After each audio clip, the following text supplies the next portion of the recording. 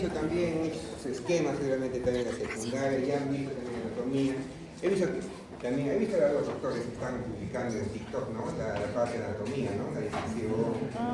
Yo digo, no les dice nada a TikTok. A veces te lo baja. Yo sí estaba mirando, escuchando, qué interesante. Y no les dicen que se llama nada. Sea por el color, ¿no? Que es otro color, capaz, cuando es creo que con sangre, pero sí, ¿no? Interesante. Ahí está recordando también. Bueno, entonces ya saben la estructura prácticamente del producto, ¿no? La división también de externo, interno. Y hay que tener cuidado, cuando se de la parte externa, el producto externo, el productivo, con nuestro acústico externo. Hay bastantes patologías que abarcan en esta región, desde también la celulitis. Hay veces también que hay lo que es el famoso tapón de Sedum, ¿no? Entonces, los que hemos hecho prácticas, por ejemplo, de reflejos, ¿se acuerdan que estaba poniendo yo el aparatito para medir el tímpano? Hay bastantes cosas que tiene dentro el tapón de Sedum, ¿no? Igualito, ¿no? Y también, después de eso, ya viene la tina, que nosotros está en la tímpano. Entonces, la idea es que podamos ver nuestro tímpano. Cuando en práctica yo digo este aparato porque pueden ver el tímpano, pueden investigar el tímpano. Ustedes cuando van a hacer semiología van a tener su otoscopio para poder mirar bien el tímpano, ¿no? A veces es fácil mirar, a veces es difícil mirar, porque ella también es práctica, ¿no? Dentro del examen físico que ustedes tienen que realizar, se tendría que hacer una examinación del tímpano, pues, ¿no? Pero a veces no se hace, ¿no? Si ustedes ven las historias clínicas que hacen en los hospitales, no se realiza, ¿no? Más que todo ya es un estudio especializado para la parte de otorrino, ¿no? Entonces las personas que van a hacer acá otorrinos, ¿cuántos otorrinos habrá acá? Entonces van a estar especializados en eso. Ya tenemos nuestra enfermedad timpánica y después vienen ahí nuestros huesecillos, y de alguna manera estos huesecillos van a contribuir para que pueda pasar toda, ¿no? La parte de lo que es la vibración, que van a captar lo que es la enfermedad timpánica y que llegue prácticamente al oído interno y se pueda dar el fenómeno de la audición. Como dice, a ver, vamos a sacar lo que es el ajuste de la impedancia, ¿no? Que a veces pregunto en el examen teórico, ¿no? A veces pregunto justamente esta parte de acá. La área timpánica más o menos es 55 milímetros cuadrados. El estribo, como es más pequeñito, justamente va a tener ingreso prácticamente a la parte de todo el sistema coclear, justamente por la ventana oval. Justamente, ¿cuánto va a ser ese espacio? Es 3.2 milímetros cuadrados. Prácticamente es una gran reducción del área, ¿no? De lo que es el tímpano a lo que es la parte del estribo. Entonces, esa prácticamente disminución justamente va a generar que haya 22 veces la fuerza del tímpano en el líquido coclear. Y como va a estimular esa parte, vamos a tener que vibrar bastante la parte de nuestra cóclea, ¿no?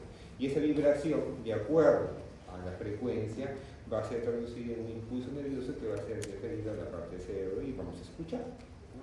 Entonces, ¿qué a veces pregunto? ¿Cuántas veces de fuerza se eleva el tímpano al líquido coclear? ¿Cuántas veces son? 22 veces. Como se lea 22 veces también hay que tener cuidado, porque a nosotros nos gusta escuchar, por ejemplo, con nuestros audífonos, ¿sí? O vamos a nuestro concierto, que es el día de la canción criolla, dejarlo bien hasta ahí, pum, pum, ¿no? Entonces igual tenemos gran cantidad de fuerza prácticamente en nuestros oídos, ¿no? Entonces tenemos, por ejemplo, el reflejo de atenuación. ¿Qué quiere decir? Es un reflejo protector para que nuestro oído de alguna manera no se dañe con tanta bulla. Ese es el reflejo de atenuación. Como dice, para proteger las vibraciones lesivas y ocultar sonidos de baja frecuencia, ¿no? ¿Y quién va a estar encargado ahí? Dos importantes músculos, ¿no? Que es el músculo escapelo o el músculo tensor del tímpano, ¿no? Ambos, ¿qué van a hacer? Uno se va a contraer, otro se va a contraer, y al final, ¿qué vamos a hacer? Si este músculo escapelo se contrae, prácticamente va a alejar el estribo de acá de la que es el líquido coclear. Y si lo aleja, ¿va a poder transmitir la vibración? No. Y por otro lado tenemos que el tensor del tímpano, si se contrae, va a tensar el tímpano. Y si se tensa el tímpano, prácticamente ya no va a transmitir correctamente las vibraciones. Por un lado jalo, por otro lado jalo, para que entre algo rígido y no va a transmitir adecuadamente las vibraciones, y es lo que va a generar un fenómeno, un reflejo de atenuación, para que no se malogre prácticamente el oído interno. ¿Qué pasa si sigue llegando vibraciones fuertes? Lo que va a generar es que al final nuestra cóclea, nuestro órgano de corte, poco a poco se dañe y nos va a llevar a una enfermedad de la sensorial. Entonces, por eso que tanto dicen, ¿no? Hay que tener cuidado con el daño acústico, ¿no? A menos cuando de ustedes, sus papás trabajan capaz en la minería, ¿no? O trabajan en un sitio donde hay bastante bulla y tienen que hacer constantemente sus controles periódicos de lo que es la audiometría, justamente porque puede haber un daño acústico, ¿no? Sigamos avanzando. Entonces, acá tenemos nuestro tímpano. Entonces, la idea es que nosotros podamos ver ahora en práctica estoy proponiendo para la próxima será para que podamos ver el tímpano, porque no todos creo que en la práctica están viendo el tímpano, no que todos están haciendo lo que es la audiometría. Queda bonito que vean el tímpano. A veces que se encontramos, no solamente podemos encontrar un tímpano acá bien bonito, ¿no? Que va a estar que sea brilloso, va a estar prácticamente limpio, ¿no? A veces sabemos que el tímpano se comienza a poner opaco, por ejemplo. ¿Cuándo se pone opaco? Generalmente, cuando tenemos una otitis media. Y es un trastorno común. A veces esa otitis media se va a dar justamente después de un cuadro gripal, ¿no? Si nosotros nos damos cuenta acá, en la parte de acá, en la parte del oído medio, vamos a tener un tubo de escape prácticamente. ¿Cuál será ese producto de escape? La trompa de escape, que al final de cuentas nos va a llevar a que podamos igualar presión. Y también de una manera se hagan acúmulos de secreciones para que pueda drenar fácilmente. ¿Qué va a pasar cuando estamos con gripe? ¿Qué pasa cuando nuestra nariz no está con gripe? Se congestiona. Así como se congestiona la nariz, también se va a congestionar esta trompa de escape. Si congestiona, ¿qué va a pasar? Se va a obstruir. Si se obstruye, ¿qué va a pasar? Va a haber un pequeño cambio de presiones, ¿qué va a pasar? El tímpano va a sufrir un barotado. Y después, cuando ustedes están viajando a la playa, que ya les falta poco, están viajando, ¿qué va a pasar? Sienten como que no escuchan, ¿sí o no? ¿Qué dicen? Abre la boca, cómete chicle, ¿no? ¿Cuál es la intención? Cuando nosotros hacemos esa maniobra, vamos a aperturar prácticamente nuestro trompa de escape y vamos a igualar. Entonces, cuando dicen, sienten así, ¿sí o no? Ya, ¿qué ha pasado? Que igualan las condiciones de apertura. Pero ¿qué pasa si esa persona está con gripe? Está congestionado. Y si todo está congestionado, por más que abra la boca, no va a poder abrirse la trompa de escape. Y si no se abre la trompa de escape, va a comenzar a haber una diferencia de presiones. Y si hay una diferencia de presión, va a comenzar a doler. Entonces, no sé si a ustedes alguna vez les ha pasado cuando han estado con gripe y han viajado, digamos, a Lima o a cualquier otro lugar, comienza un dolor intenso en el oído, un dolor que se quiere morir. Por más que tómate algo, pasa saliva, nada, ¿no? ¿Por qué? Porque justamente está congestionado. Entonces, en ese caso, ¿qué le darán al paciente? Si el paciente está con gripe y va a viajar, para que no siente ese dolor, algo que es congestión. Entonces, cuando el paciente está con la gripe, ¿qué le dan? Le dan un antihistamínico, ¿no? ¿Y qué más le dan? Un analgésico, ¿no? Le dan un naproxeno y le dan clorfenal. ¿Y ustedes alguna vez han visto los sobrecitos de esos antigripales? ¿Qué más tienen? Tiene también clorfenamina, tienes un naproxeno, paracetamol.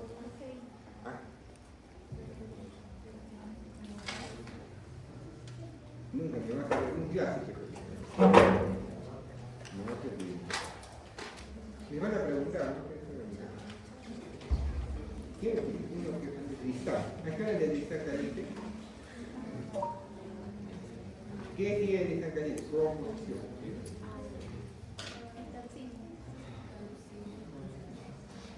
Paracetamol para el dolor. Desconfusión de pseudoefedrina. Penicilina sobre. ¿Qué quiere decir? Prácticamente es un descongestionante. Entonces, como ese también va a actuar sobre los sectores alfa-adrenérgicos, pues hay que tener cuidado cuando vamos con pacientes de tipo de descongestionante. ¿Por qué? Porque lo que hacen es una vasoconstricción, ¿verdad? Si es una vasoconstricción, va a bajar el edema en ese lugar y vamos a estar tranquilos, vamos a poder respirar nuevamente. Pero lo hemos dicho, cuando usamos nuestros sectores alfa, beta, lo que estamos conversando en la fase anterior, cuando damos en mayor cantidad, también va a ser efectos sistémicos, ¿sí? Si le damos mucho, si estimulamos mucho la parte adrenérgica, ¿qué va a tener el paciente? ¿Taquicardia o bradicardia? Va a tener hipotensión, hipertensión. Y si el paciente ya está con una fibrilación auricular y le doy 2, 3 sobres que están bien congestionados, puede generar una taquicardia. Si el paciente es hipertenso y yo le doy ese tipo de sobrecitos, ¿qué va a pasar? le puede tener hipertensión arterial. O sea, hay que tener cuidado cuando usted recete estos tipos de antigripales. Miren siempre si tiene pseudoefedrina. Si tiene pseudoefedrina, hay que tener cuidado con los pacientes que tienen problemas cardiovasculares. Imagínense que el paciente tenga un infarto, ha tenido antecedentes de un infarto agudo de miocardio, que use, digamos, propanolol, por ejemplo, para poder, o bisoprolol, para poder bajar lo que es la frecuencia cardíaca. Y yo le doy cualquier cantidad de tipo sobrecito, porque está bien congestionado. Ayúdame, estoy bien congestionado, le dan cada 6 horas el sobrecito. Entonces puede ser taquicardia. Y si hay taquicardia, menos cantidad de tiempo diastólico. Si hay menos cantidad de tiempo diastólico, no se perfunde bien el miocardio. ¿A qué nos puede llevar? A un infarto. Entonces hay que tener cuidado con los sobrecitos. Entonces, si yo le doy a este paciente un antigripal, ¿me va a ayudar? ¿Me va a ayudar? Si es un descongestionante, claro que descongestiona y obviamente no se va a fracturar nuestra trompa y vamos a poder tener, no vamos a tener ningún problema. Es por eso también que cuando dicen, han leído el POC ya, en el POC dice, cuando el paciente tiene una otitis media aguda, ¿no?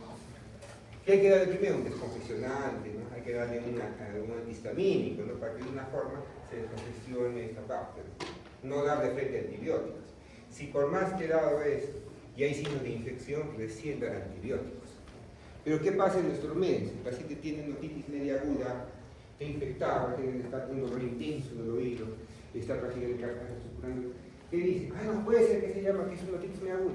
Ya, hay que darle 3 cosas para la otitis media aguda. ¿Qué da para la otitis media aguda? Algunas han tenido sus sobrinitos, alguien que ha tenido otitis media aguda. ¿Qué le dan? Clorfenamina, naproxeno, un analgésico y un antibiótico. ¿Qué antibiótico le dan? Amoxicilina clavulámico, cefalexina, cefaclor, hasta que los 3 de golpe, combo 1, ¿no? Combo 1, por ejemplo. ¿Será infeccioso? ¿Será infeccioso bacteriano? ¿Será simplemente, no sé, pero por si acaso le doy uno más, le doy antibiótico? Y sin querer queriendo vamos haciendo resistencia. Entonces, pero para que se acuerden, ¿no? Si un paciente está con otitis media aguda o inclusive también como sinusitis, que el mismo comportamiento va a tener, ¿qué le van a dar al paciente?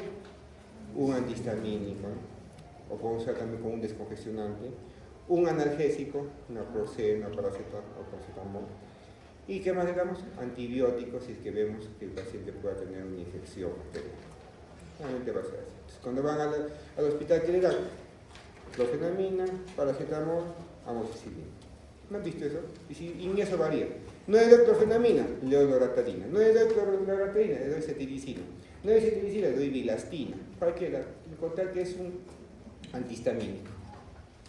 El otro, no le doy paracetamol, le doy naproxeno. No le doy naproxeno, le doy ibuprofeno. No le doy ibuprofeno, le doy, ¿qué más le dan? ¿Han visto que le dan? No, generalmente esos 3 le dan. Y antibióticos, hay toda la gama de antibióticos, ¿no? La amoxicilina, ácido clavulámico, el cefaclor. ¿Qué más le dan? La cefalexina, levofloxacino, ciprofloxacino, toda esa acitromicina. Y en eso varía el tratamiento dentro de la parte respiratoria, ¿no? Ya sea para sinusitis, ya sea para otitis media aguda o para faringitis. Se dan cuenta en eso radica todo. ¿Por cuánto tiempo le dan para una faringitis el tratamiento? Más o menos 5 días, más o menos. El mismo esquema, ¿no? Cada 8 horas, o la citromicina cada 24 horas, por cada 2 horas. Si es una otitis media aguda o una sinusitis, que prácticamente la sinusitis va a ser también igualito de los senos paranasales, el meato se obstruye igualito, se obstruye esta parte de abajo, va a obstruir el meato. Igualito tengo que dar un descongestionante, un antihistamínico, un algo para el dolor y un antibiótico desinfectante. ¿Por cuánto tiempo le damos para la otitis y cuánto tiempo le damos para la sinusitis? Un poquito más, de 7 a 10 días, un poquito más de tiempo de antibiótico. Y así. Eso van a ser más que todo con la bonito. Entonces, al final lo que no se quiere llegar justamente es que el paciente presente una perforación timpánica. Y si tiene una perforación timpánica, hay que ir al otorrino y tiene que hacer una timpanoplastia. Entonces, hay que tener cuidado también cuando hacemos pruebas, por ejemplo, calóricas, ¿no? Ahí las pruebas calóricas, cuando hemos hecho el neuro, para ver el reflejo justamente, para ver el nistagmo, cuando se le agrega agua fría, siempre hay que ver la integridad del tímpano. Si no, no puede haber problemas. Entonces, acá tengo algo que hemos conversado, más frecuente en niños, ¿no? inclusive se habla de los efectos de lactancia, ¿no? Por biberón, por ejemplo, que está más condicionante a que puedan tener mayor frecuencia de otitis media, ¿no? Por la forma también de succión, y también si el niño está acostumbrado a leche maternizada, por ejemplo, no va a tener justamente la protección natural que va a dar la leche materna, es más propenso justamente a hacer otitis media aguda. Como que puede ser bacteriano vírico, ¿no? Generalmente en los niños va a ser más viral, ¿no? Más viral, hay que tener cuidado con los antibióticos que nos dicen. Al final, como tiene una distribución auditiva, que va a generar un reflujo de bacterias y de líquido, ¿no? Pero el líquido básicamente la salida de esa secreción y va a generar problemas. Entonces, ¿a qué se puede complicar una otitis media aguda? ¿Quién está cerquita ahí? La parte puede ser una mastoiditis, ¿no? Si me doy cuenta. O también, crónicamente, con esta otitis media aguda, el epitelio prácticamente se comienza a regenerar y al final nos lleva a una patología que no les gusta a los otorrinos, que es terrible, que es el colesteatoma. ¿Has escuchado el colesteatoma?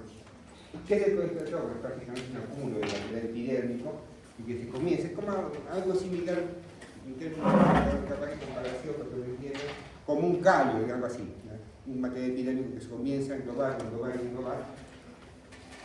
Se mira en esta parte de acá, que comienza a englobar tanto otitis ha tenido, comienza acá a tener una hiperproducción y cómo se comienza a prácticamente a invadir tejidos internos. No es un cáncer, pero prácticamente invade tejidos internos. Entonces, este colesteatoma, ¿no? Que es prácticamente un tejido epidérmico, que es un sobrecrecimiento de tejido epidérmico que se va a llevar a una deformidad del tímpano y que también malogra la parte interna de nuestro oído, nos va a llevar a una sordera, ¿no? ¿A qué sordera nos puede llevar? Como está atacando el tímpano, va a ser probablemente una sordera de conducción. Y como ya puede atacar la parte interna de la cóclea y toda esa parte de ahí, ¿a qué nos va a llevar? A una sordera neurosensorial. Me parece que hay dos tipos de sordera. Y han hecho eso en la parte seguramente de prácticas, que han hecho prácticas. Y no vamos a verlo más adelante, ¿no? ¿Cuántos tipos de sorderas hay? Dos tipos generales. Tres, que a veces también tiene que hacerlo. El primero, ¿cuál vendría a ser? De conducción. ¿Y qué es una sordera de conducción? Cuando ustedes que se tapan, hay una obstrucción prácticamente que ingresen las ondas sonoras hacia el tímpano, la parte interna. Entonces, cuando ustedes se han puesto un tapón de un algodón para no escuchar lo que normal estaba gritando, es una sordera de conducción. Cuando se han puesto sus audífonos para estar durmiendo tranquilos en el carro, están provocándose prácticamente una sordera de conducción. A los pacientes que tienen un tapón de cerumen, sordera de conducción. Entonces, la sordera de conducción prácticamente puede ser reversible si terminalizamos el conducto auditivo. Pero ¿cuál es el problema? Cuando tenemos una sordera neurosensorial. ¿Y qué es neurosensorial? Es justamente el aparato, el órgano de Corti, ¿no? Es el que está acá afectado. ¿Quién nos puede llevar, por ejemplo, una sordera neurosensorial? Una infección severa en la parte interna puede llevar a una sordera neurosensorial. Un traumatismo. ¿Han visto un test? Por ejemplo, acá estado viendo las tomografías, imagínense una fractura de base de cráneo con lesión del nervio, el estado paracraneal, por ejemplo, nos puede llevar, si quiere que una sordera neurosensorial. ¿Qué otras cosas nos puede llevar una sordera neurosensorial acá interna? Fármacos. ¿Qué fármacos nos generan esta sordera neurosensorial? Que son interesantes. Inclusive un docente acá presentó una sordera neurosensorial secundaria de un fármaco. Los aminoglucósidos. ¿Se acuerdan de aminoglucósidos? ¿Quién tenemos? Ustedes están haciendo micro, ¿no? Han hablado de los aminoglucósidos. ¿Quiénes tenemos en los aminoglucósidos ahí? Amigacina, vancina. ¿Se acuerdan? Han usado el antibiótico, el antibiograma. Y la gentamicina, la amigacina, es de uso frecuente. ¿Quién usa más que toda esa gentamicina y amigacina? Las mujeres. ¿Para qué? Para cuando tienen infecciones urinarias. Digamos, si van a la esposa, les gusta después usar lo que es amigacina, gentamicina. Han visto que muy poco de resistencia tiene la amigacina y la gentamicina, como después tienen que ver el efecto del antibiograma, muchas veces salen sensibles a amigacina y gentamicina. Por tipo de E. coli, por ejemplo, la clásica, ¿no? Entonces, ¿qué va a la postre? Sé que tengo ardor al orinar, tengo molestias, tengo disuria, tengo colaquiuria, estoy con fiebre. ¿Qué tiene usted? Lo más probable es que tenga una infección urinaria. Si ha hecho este examen de orina, no, pero mi orina está oliendo feo, está feo. Ya, no tiene infección urinaria. ¿Quiere usted hacer ese examen o le doy tratamiento de frente? ¿Qué va a decir usted? Tratamiento de frente, ¿no? ¿Quiere usted por la vena intramuscular? Por la vena va con el vía, pues de trabajar, no, mejor por la frente intramuscular, no me ¿Qué le dan es intramuscular? ¿Puedo usted ir cada 12 horas o puedo usted ir solamente una vez al día? Una vez al día nomás, ya de frente. Entonces, ¿qué le dan? Amicacina. 1 gramo cada 24 horas por 3 meses. Así le dan. Entonces, usan bastante amicacina. Cuando estoy en la periferia, bastante amicacina, gentamicina. Igual que las ceftriaxonas, usan bastante. Entonces, esa amicacina, esa gentamicina puede llegar a tener problemas de una sordera neurosensorial, que son prácticamente ototóxicos. Otro fármaco ototóxico que hemos estudiado constantemente y que hemos explicado varias veces, que es diurético y es de asma. ¿Cuál será? La furosemida. La furosemida es otro antibiótico, es un diurético que es ototóxico. Y usamos bastante furosemida, muchas veces, que puede llevar a una enfermedad. Esto vamos a hacer más adelante. Pero no se puede decir con este átomo. Algunos autores que dicen que se comporta inclusive como un cáncer. Comienza a crecer y comienza a destruir. Imagínense que sea para poder operar esta parte de acá. Difícil. Lo opera, tiene un poquito de tejido, sigue creciendo y a veces es difícil de tratar. Y vamos a ver la primera parte, hoy estamos entrando prácticamente en todo el día. Y hoy aquí vamos a encontrar a nuestra coca, toda la parte de acá. Esta tarea exclusivamente la parte secundaria, no se hace dibujar. ¿Qué hay que recordar? Acá tenemos prácticamente nuestra copa, nuestros caracolcitos muy bonitos.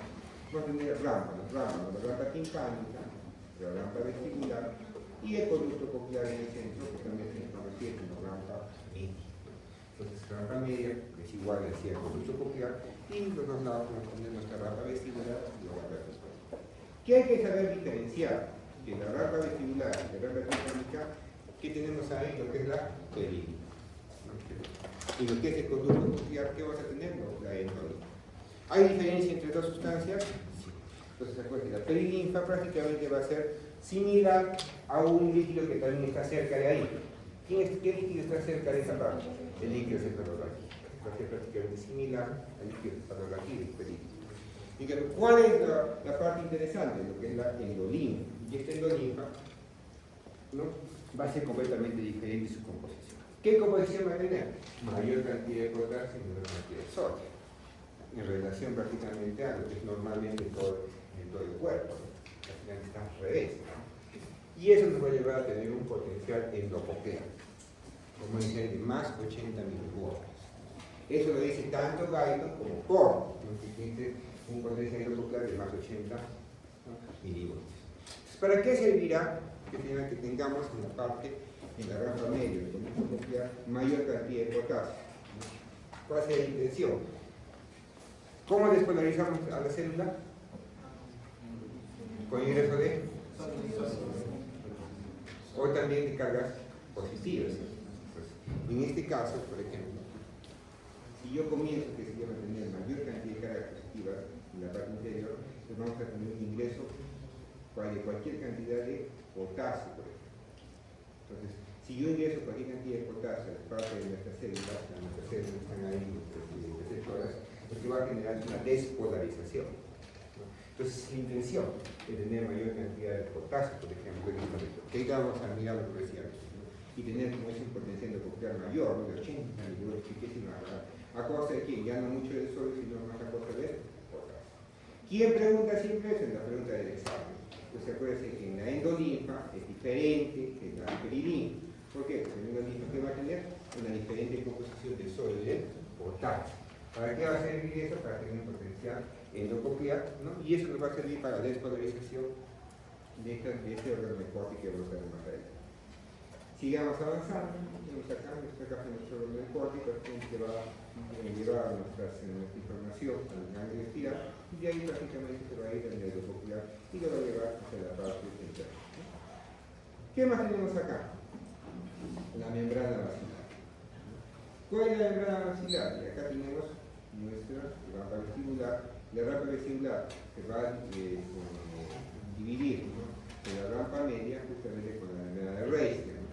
Y esta membrana de Reisner es tan delgadita, como dice, ¿no?, su libro, que ni siquiera prácticamente no va a generar mucha resistencia para que la vibración que inicie en la rampa vestibular prácticamente se va a la misma vibración que vamos a tener en la rampa media, y después prácticamente ingresa por el estribo la vibración, se va hasta el final, por el hipotrema se comunica hasta la parte de lo que es la rampa timpánica y regresa prácticamente lo que es el impulso de la vibración.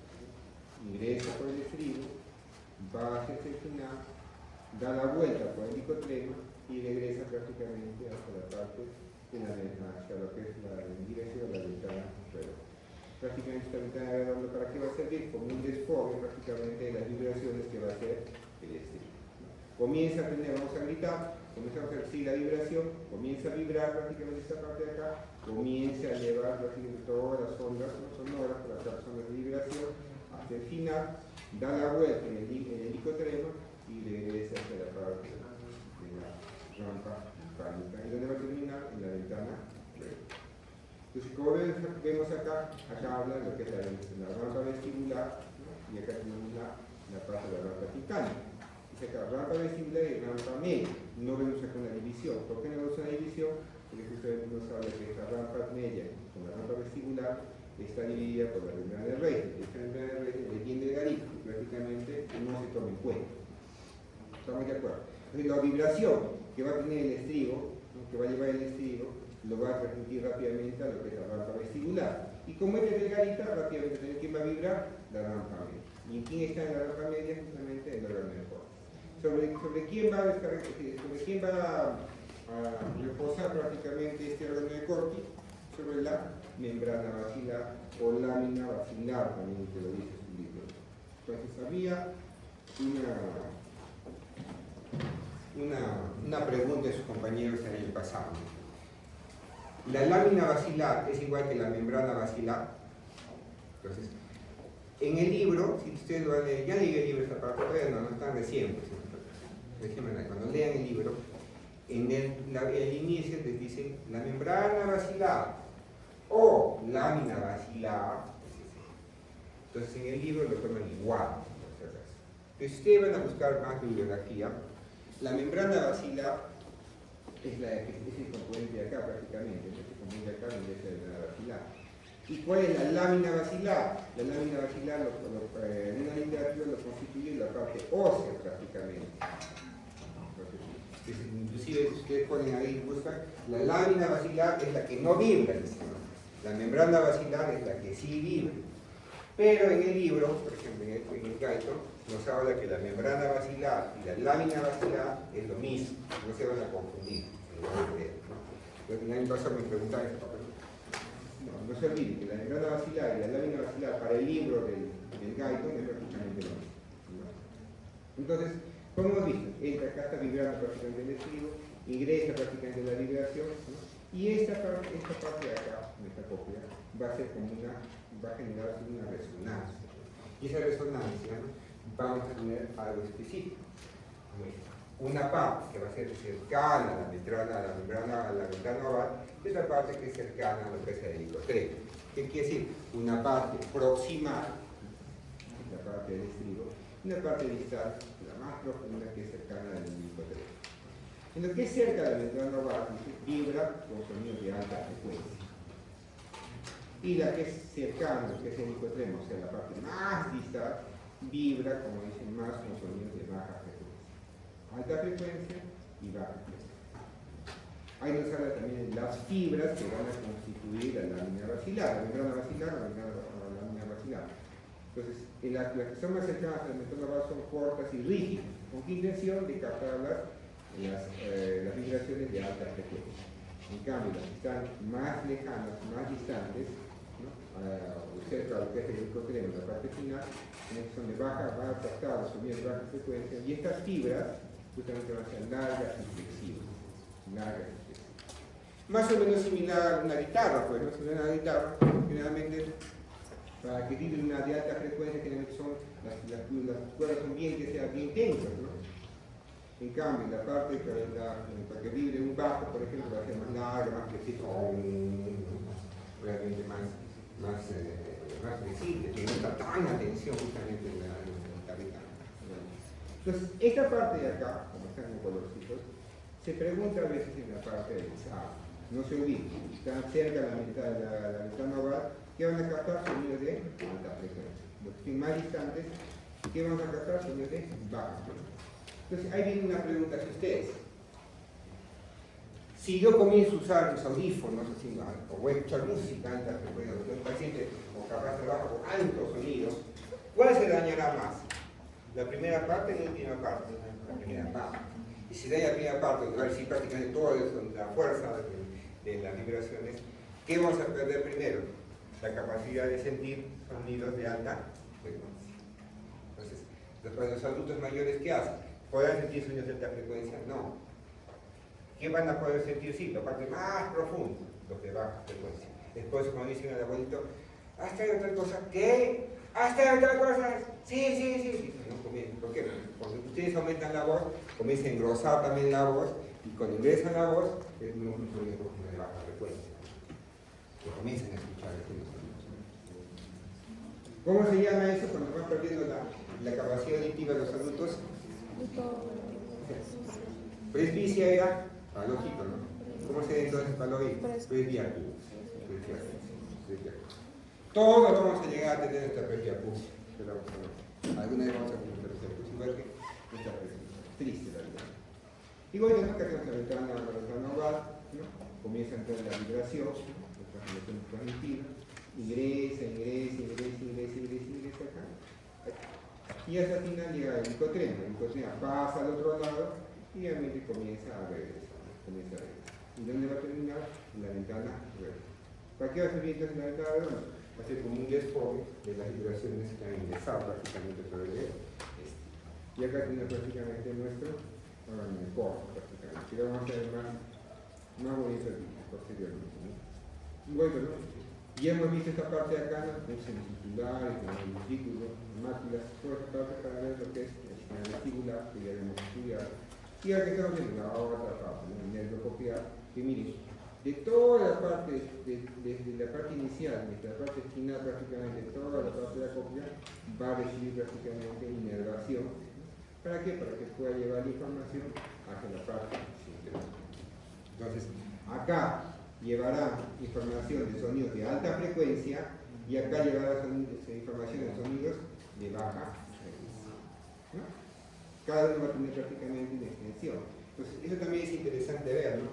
Cada sector va a llevar prácticamente una información específica y mira, se evidencia como un abanico, ¿no? Y ese abanico va a ser importante. ¿Por qué? Porque cuando vamos a llevar hacia la parte central de información, va a haber sitios específicos para la captación de sonidos de alta frecuencia y de baja frecuencia. Entonces, al final de cuentas, nosotros vamos a poder diferenciar si es agudo o grave prácticamente el sonido, de acuerdo a qué lugar prácticamente de nuestra cóclea se estimula. Si es de alta frecuencia, se estimula al inicio; si es baja frecuencia, se estimulará al final, ¿no? Final prácticamente. Sigamos avanzando, ¿sí? Y acá tenemos sonidos de alta frecuencia al inicio, ¿no? Sonidos de frecuencia intermedia a la mitad prácticamente de la cóclea, y sonidos de frecuencia baja al final prácticamente de toda la cóclea. Entonces, alta frecuencia, ¿no? Que acá es punto cero prácticamente, distancia desde el estribo, punto cero, y aparte hasta el final, 25 milímetros prácticamente va a tener esta cóclea. A la parte inicial, ¿qué incluiremos? Sonidos de alta frecuencia, ¿no? Ciclos por segundo, ¿a qué es igual a decir ciclos por segundo? O hertz, ¿no? 8000 Hz, por ejemplo, acá, y los sonidos de baja frecuencia hasta el final, pues 200 Hz. ¿Estamos de acuerdo? Fácil. No se olviden, sonidos de alta frecuencia al inicio, sonidos de baja frecuencia al final. ¿Y quién va a estar encargado de eso? El órgano de corte. Entonces, este órgano de corte, vamos a tener acá nuestra fibra basilar, ¿no? Toda esta parte de acá va a ser prácticamente nuestra membrana basilar. Esa membrana basilar, ¿con qué va a estar constituida? Por las fibras basilares, lo que hemos visto, ¿no? que va a tener una condición específica que es cerca de la mitad global o cerca al hipotermo, sino a la parte de fondo. Entonces, de acuerdo al sonido, va a empezar a vibrar esta fibra basilar. Una vez que vibra, prácticamente esa vibración va a generar que se despolarice prácticamente nuestra célula ciliar. ¿Cuántos tipos de células ciliar tenemos? Dos, la ciliada interna y la ciliada externa. Acá está la ciliada interna y la ciliada externa. Ciliada interna y ciliada externa. Ahora, ¿cuál es bien importante la ciliada interna? ¿Por qué es interesante esta ciliada interna? Porque como dice, el 90% prácticamente de todos los estímulos que van a ir por el nervio coclear van a ser ¿de dónde? De la ciliada interna. El resto, ¿quién la va a proporcionar? El 10% prácticamente la ciliada externa. ¿Cuál va a ser bien importante? Lo que es la información proporcionada por la célula ciliada interna. Entonces, y también eso tiene que ver bastante cuando tenemos que ver con el volumen prácticamente, ¿no? de sonido. ¿no? Cuando es un volumen prácticamente bajo o regular, ¿quién va a estar estimulándose prácticamente? Sobre la ciliada interna. Entonces, si es un volumen mayor, como cuando vamos a las fiestas, ¿quién se va a estimular? Las ciliadas externas. Entonces, ¿qué vamos a hacer? Vamos a tener más células prácticamente estimuladas. Si hay más células estimuladas, ¿qué van a hacer? El efecto de sumación prácticamente. ¿no? Que al final, si hay más sumación, va a tener mayor estímulo, y eso va a capturar, y va a hacer prácticamente el cerebro, lo va a transformar a que tenga más volumen prácticamente el sonido que estamos escuchando. Entonces, las células ciliadas internas, miren, solamente tenemos 3.500, a diferencia de las células ciliadas externas, que es más o menos 12.000. Entonces, ¿cuál será más la célula que se puede deteriorar más rápido? La célula ciliada interna. Si vamos perdiendo la célula ciliada interna, claramente vamos a ir perdiendo progresivamente la capacidad auditiva. ¿no? Y en esta parte de acá nos habla, ¿no? justamente cuando comienza a vibrar prácticamente la célula ciliar, de acuerdo a lo que hemos visto, ¿no? ¿Dónde vibrará con sonidos de baja frecuencia? Al final. ¿De alta frecuencia? Al inicio, no sé qué comienza a vibrar, de acuerdo al lugar. ¿no? Comienza a vibrar y ¿qué vamos a tener? Prácticamente que nuestras células ciliadas se van a mover. Y cuando se mueven, ¿qué va a pasar? Vamos a tener acá el ingreso prácticamente de potasio. ¿Sobre quién es esta célula ciliada interna? O esta célula ciliada. Acá arriba, ¿qué sustancia está? Aquí es la perilinfa y la linfa. Vamos a ver por acá. Acá también, acá está célula ciliada. Acá está la membrana tectónica. Esta es la rampa media. ¿La rampa media qué tiene? Endolinfa. Entonces, ¿qué va a tener acá? ¿Qué va a tener acá? Endolinfa. Acá va a tener endolinfa. ¿Qué vamos a tener acá? Endolinfa. Por debajo, ¿qué vamos a tener? La perilinfa, ¿no? Abajo. Pero aquí en esta parte de acá, la membrana tectónica, ¿quién va a estar bañándola? Porque es la endolinfa. ¿Y qué característica tenía la endolinfa? Que tenía un potencial endococlear. ¿Cuál era su potencial endococlear? 80 milivoltios. Normalmente, por ejemplo, una célula normal, ¿cuánto tiene de potencial? Menos 70 milivoltios. Entonces, si acá tiene más 80 milivoltios más, ¿qué quiere decir? ¿Y debería se volver más positivo o más negativo? Más negativo. Entonces, al final, ¿cuánto tendría acá de potencial? Eso sí, menos 150 milivoltios. ¿Por qué? Menos 70 más 80 milivoltios que tenemos acá, ¿cuánto tendríamos en total? Menos 150 milivoltios. ¿Se han dado cuenta, no? Normalmente acá abajo como sustancia en lo que es normal en nuestro cuerpo, en lo que es normal, acá, internamente cualquier célula, ¿cuánto tenía? Menos 90, menos 70 milivoltios, ¿no? Acá teníamos acá. Pero esta parte de acá para arriba, ¿sobre qué va a estar bañado? Sobre la endolinfa. Y la endolinfa que tenía un potencial endococlear de más 80 milivoltios. ¿Qué quiere decir? Que es más afuera, más positivo, ¿sí o no? Si acá normalmente era menos 70, acá arriba, que afuera es más positivo, ¿qué se va a ver adentro? Más negativo. Y como se ve más negativo, si acá era menos 70 y condiciones normales, arriba, que tiene más 80 milivoltios positivos, internamente se va a ver más negativo.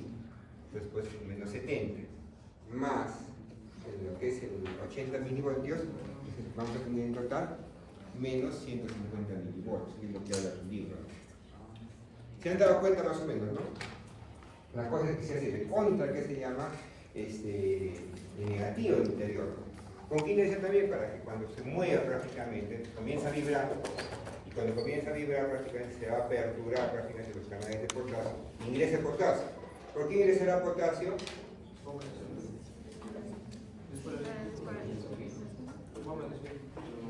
¿Por qué ingresará potasio acá? A ver. ¿Quién estaba bañando acá? Los endolinfas. ¿Qué tenía de endolinfa? Mayor potasio. ¿Era normal eso? No.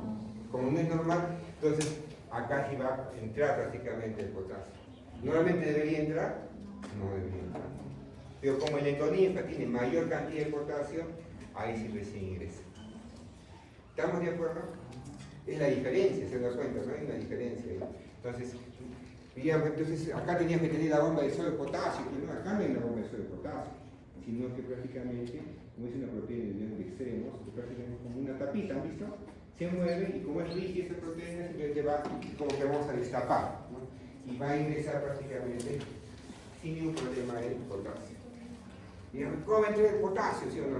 Está en contra del gradiente, pues, ¿sí o no? Eso nunca hemos estudiado. Lo que tendría que entrar es el sodio, ¿sí o no? No, pero acuérdense que ¿quién lo baña ahí arriba? El endolinfa. El endolinfa que tiene más potasio. Entonces, como tiene más potasio, ahí sí puede ingresar rápidamente el potasio. Y ahí se dan cuenta por qué tiene tanto potencial negativo que está en esta célula. ¿Está claro? Hay la diferencia, no se van a confundir en el examen, ¿ya? ¿Qué más? Comienza a entrar prácticamente lo que es, que comienza a dar la despolarización, y en la despolarización ¿qué tenemos siempre? El ingreso de lo que es el calcio, ¿qué vamos a liberar? El glutamato. Un pez de glutamato es excitador, y ese excitador prácticamente va a llevar información prácticamente hacia el nervio ocular, que es la parte central. Y vamos avanzando. Y ahí viene lo que es la determinación de la frecuencia. Lo que hemos hablado, al inicio, ¿qué vamos a escuchar más? Alta frecuencia. Y al final, baja frecuencia. Entonces, ¿cómo se llama ese principio de posición? Entonces, si se han visto por acá, cada lugarcito, acá es la parte inicial, ¿no? Y acá es la parte final, ¿no? Acá alta frecuencia y acá baja frecuencia. Cada lugarcito que va a permitir tener prácticamente información de todo, ¿no? De todas las frecuencias que puede captar. De alta frecuencia hasta baja frecuencia.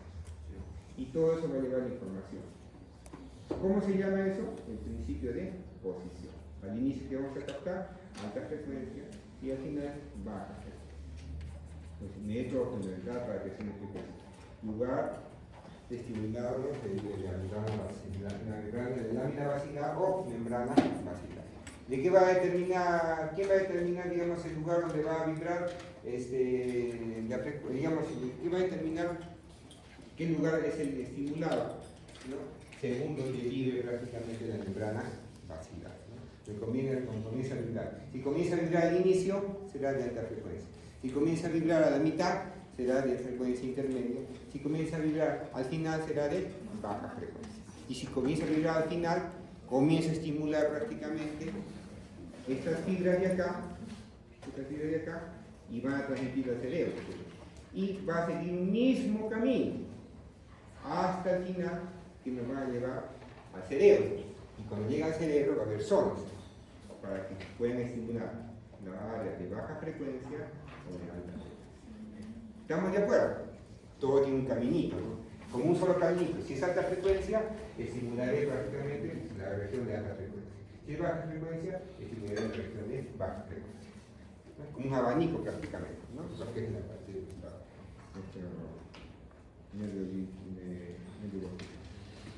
Seguimos avanzando. Determinación de volumen, ¿no? Como dice, más volumen, más excitación de las células ciliadas, ¿no? ¿Quién se estimula principalmente? La interna, ¿no? Pero con el más volumen se comienza a estimular también la que es la célula ciliar externa, que comienza a tener una sumación espacial, más fibras estimuladas, ¿no? Activación de las células ciliares externas, intensidad elevada, una mayor cantidad de estímulo a nivel central, y lo vamos a entender como que son niveles de mayor volumen, ¿no? Y hay dos cosas que tenemos que entender claras, ¿no? Una cosa es el volumen y otra cosa es la frecuencia. Entonces, ¿dónde le vamos a mirar eso? Pues hagamos lo que son las audiometrías. Vamos para adelante. Acá tenemos la audiometría, regresamos. Acá tenemos la audiometría. Es real. Entonces, una cosa es la frecuencia y otra cosa es la intensidad, como decimos. Acá está el volumen y acá está la frecuencia, ¿no? Acá están los ciclos por segundo, que es la frecuencia por ser, y acá está la cantidad de fuerza que va a tener. Entonces, acuérdense siempre, una cosa es la frecuencia y otra cosa es la intensidad. Regresemos. Ahora acá. Cuando hablamos de lo que es el volumen, es la intensidad. Cuando hablamos de intensidad, vamos a hablar sobre lo que vamos a tener que decir. ¿En qué unidad se va a determinar eso? Los decibeles, ¿no? Lo que es decibeles. ¿Qué nos dice nuestro libro? Aumento de 10 veces la energía, aumento de 1 velio. Pero nosotros no trabajamos con velios, sino con 0.1 velio. Y 0.1 velio, ¿a qué vendría a ser? Un decibelio o un decibelio. ¿Y por qué se trabaja con un 0.1 velio y no con un velio, por ejemplo? ¿No? Porque es con 0.1 o un decibelio. Porque es la cantidad, ¿no? Es la cantidad de volumen que nosotros podemos captar y podemos, digamos, interpretar como aumento o disminución de volumen. Entonces, en el humano, ¿cuál sensible es su oído para poder ver si aumenta o disminuye el volumen? En lo que es un decibelio, ¿no? Arriba y para abajo. Y como es lo que podemos obtener en nuestro oídito, es por eso que nosotros vamos a capturar, vamos a medir decibeles. Entonces, un decibel, ¿a qué vendría a ser? A 0.1 velio. Y un velio, ¿a qué quiere decir? Cuando la energía se aumenta 10 veces prácticamente. Entonces, como dicen, en términos de incremento real, prácticamente 1.26 veces, ¿no? Cuando se incrementa prácticamente 0.1 velio. ¿Está entendida esta parte? Pues acuérdense, una cosa es volumen, y otra intensidad, y otra cosa es frecuencia. ¿La frecuencia en qué se va a dar? En hercios o ciclos por segundo. Y el volumen que vamos a darlo en decibeles. Entonces en decibeles, el volumen. Y la frecuencia que vamos a dar en hercios. Sigamos avanzando. Igual que acá nos habla justamente del umbral de audición. Por ejemplo, si tenemos una frecuencia de 2000 prácticamente de frecuencia, necesitamos prácticamente solamente 60 decibeles prácticamente de presión para poder escucharlo. En cambio, si hablamos que sea de 100, por ejemplo, de hertz, de frecuencia, necesitamos 20 decibeles para poder escucharlo. De acuerdo a la cantidad de frecuencia, también vamos a tener la cantidad de volumen para poder escuchar prácticamente ese sonido. Una persona joven, ¿de cuánto a cuánto va a escuchar más o menos? De 20 a 20.000 ciclos por segundo o hertz. Ustedes más o menos entonces escuchaban los de 20 a 20.000 hertz. Salvo que ustedes usan audífonos.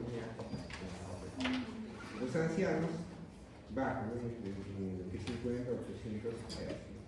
O más disminuida, ¿no? Entonces, ¿quién nos va a determinar que esté más disminuida? Cuando vayamos a hacer una audiometría. Entonces, ¿cuál se alterará primero? Generalmente los de alta frecuencia, los que están al inicio, ¿no? Porque son los que están más prácticamente en contacto con la parte inicial prácticamente de la fuerza prácticamente del programa a llevar el estribo, ¿no? Sigamos avanzando. Ahora hablemos un poquito de lo que es tinnitus y acutus. ¿Han escuchado estas palabras? ¿Qué es tinnitus y qué es acutus? Algunos hablan que es igual, que el tinnitus es más finito, acutus es más grueso, más grave. Al final es igual, ¿no? ¿Pero ustedes alguna vez han tinnitus y acutus? Sí, capaz que entendí.